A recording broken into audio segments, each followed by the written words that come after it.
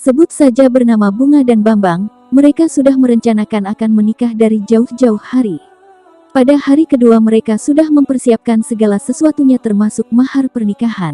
Bunga yang sudah tidak kuat ingin segera menikah ini, pada suatu hari bertanya kepada Bambang kekasihnya, apakah dirinya sudah menyiapkan mahar untuk pernikahannya, dan dijawab Bambang sudah. Bunga pun kembali bertanya, Mas, kita kan akan menikah, apakah kamu sudah mempersiapkan mahar? Tanya Bunga pada Bambang. Ditanya demikian Bambang pun mengaku sudah menyediakan uang 1 juta rupiah untuk mahar pernikahannya itu. Apa cuma 1 juta?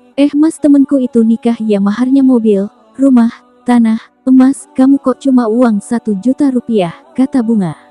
Ya aku adanya cuma segitu kok, kata Bambang dengan polosnya. Bunga pun akhirnya menyetujuinya dan dengan mengatakan, jika sudah menikah nanti penghasilannya Bambang dikasih ke dirinya semua lantaran ia enggan menerima uang bulanan sebesar 1 juta rupiah yang kemudian disetujui oleh Bambang.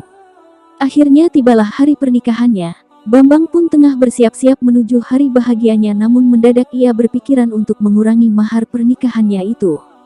Hal itu diungkapkan kepada ibu kandungnya.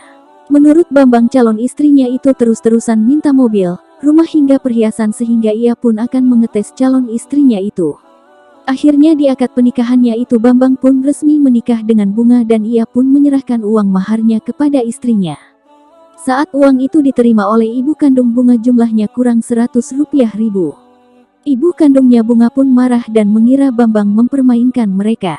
Kemarahan keluarga Bunga pun tidak terkirakan kepada Bambang. Malu kita padahal teman-teman saya maharnya besar-besar semua menantunya ini 1 juta aja kurang, kacau ini mah, ungkap ayah Bunga. Bahkan ibu kandung Bunga menertawakan keluarga Bambang yang memberikan uang yang maharnya kurang. Dari awal saya sudah tidak setuju tentang ini teman-teman semua maharnya ada yang 20 juta rupiah, 100 juta rupiah bahkan ada yang beli rumah, mobil ini 1 juta rupiah aja kurang, ujar ibunya Bunga.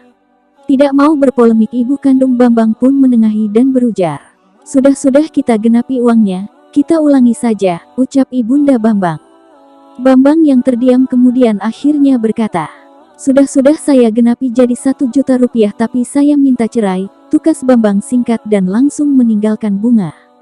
Keluarga besar Bunga pun kaget dan merasa tidak terima dengan perlakuan Bambang kepada anaknya Bunga.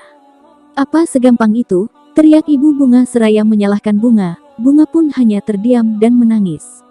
Mereka pun akhirnya pulang. Bunga yang bersedih akhirnya bercerita kepada temannya.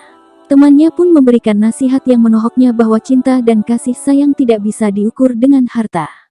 Menurut temannya dirinya yang diberi mahar 100 juta rupiah dan apartemen justru tidak membuatnya bahagia. Pasalnya dia kerap mendapatkan perlakuan kasar dari suaminya itu. Hingga kehidupan rumah tangganya kini tidak bahagia. Bahkan temannya itu justru berkata lagi yang mengagetkan Bunga, bahwa Bambang kini telah bersanding dengan pipik teman SMA-nya. Keduanya katanya menikah hanya dengan mahar sebesar 100 rupiah ribu. Bunga pun kaget bukan kepalang.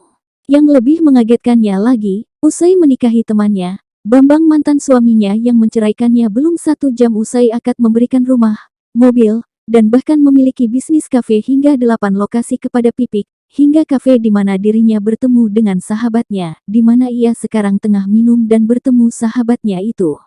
Dengan rasa kesal Bunga akhirnya mengajak sahabatnya itu pergi meninggalkan kafe yang merupakan milik Bambang mantan suaminya tersebut.